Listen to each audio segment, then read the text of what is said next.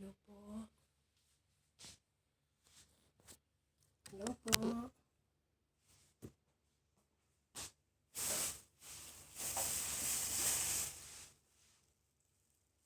Hello po. Katatapos ko lang po maglinis dahil naglinis po ako dito sa baba at naglinis ako sa taas. Nilinis ko po yung mga toilet ng mga amo at tinanggal ko lang din po ang mga basura nila. Tsaka yung mga damit po nilang marumi. Lalaban ko pa po. Ayan.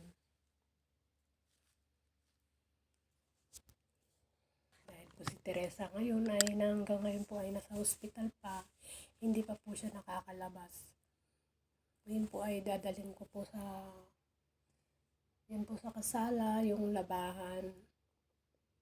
Para malaban po yung mga damit.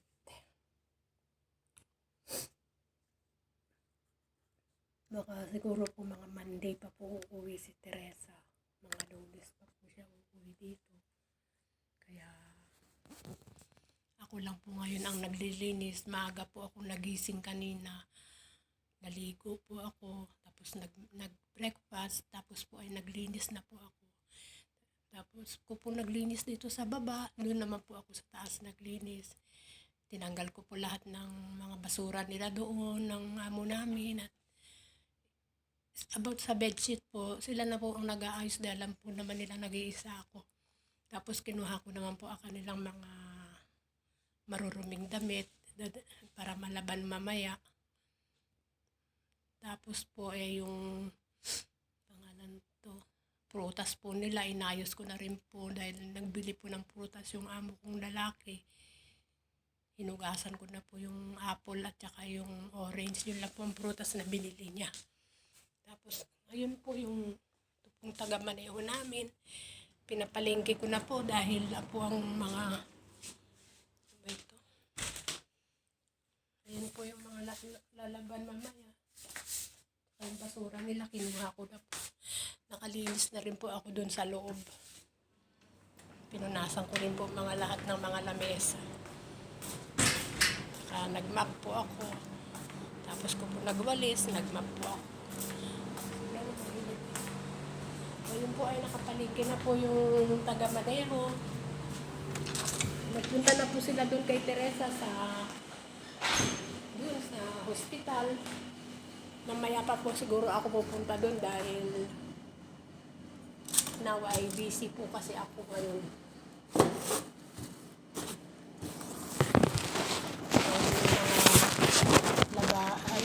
Naglipin. Hindi ko naman pwedeng iwanan ng aking namin. Ayusin ko pa po ito lahat ng mga pinapalengke.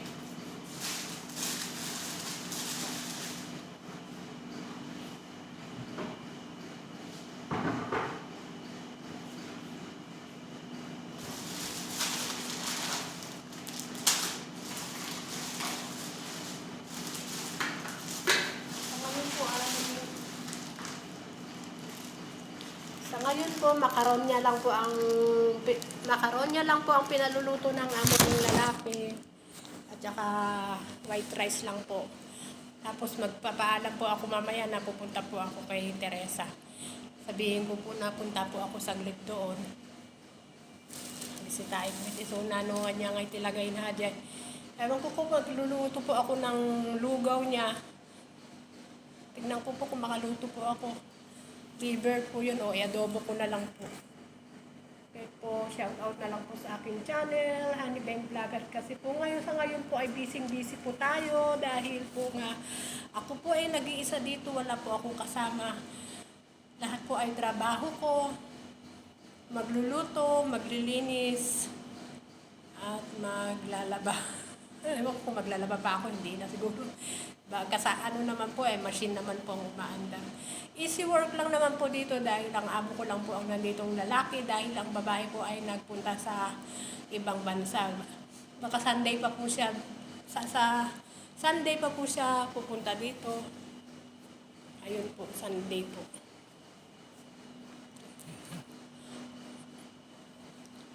Ayan po, ang dami ko pong Magluluto lang po ako ng makaronya. Wait lang po ayusin ko lang po ito.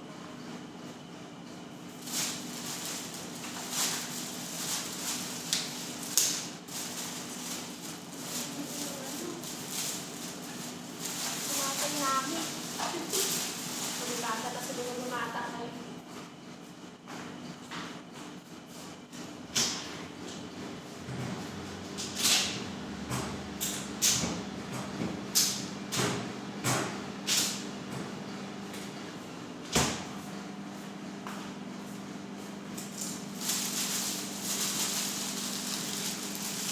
Ayan po, nagpabili po ako ng liver, atay ng manok para po lulutuin ko po. Lulugaw ko po ito or i-adobo ko na lang po siguro. Ako ito, isang makaronya, pasta po sa amo ko. Ito lang po kakainin niya. Baka konti lang po, kalahati lang siguro nito.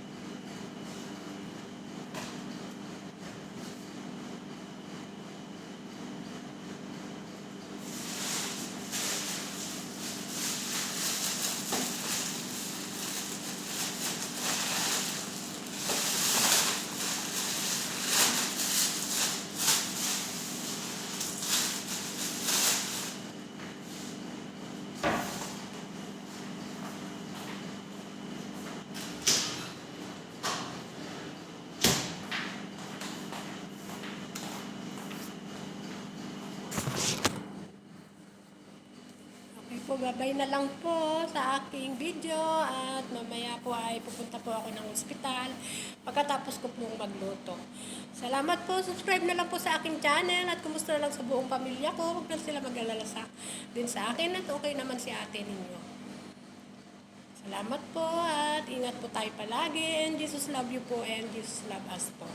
Daghan salamat at maraming salamat din sa mga nagsusubscribe at hindi nagsusubscribe sa akin YouTube channel. Please subscribe naman po sa aking channel at maraming salamat po. Bye po!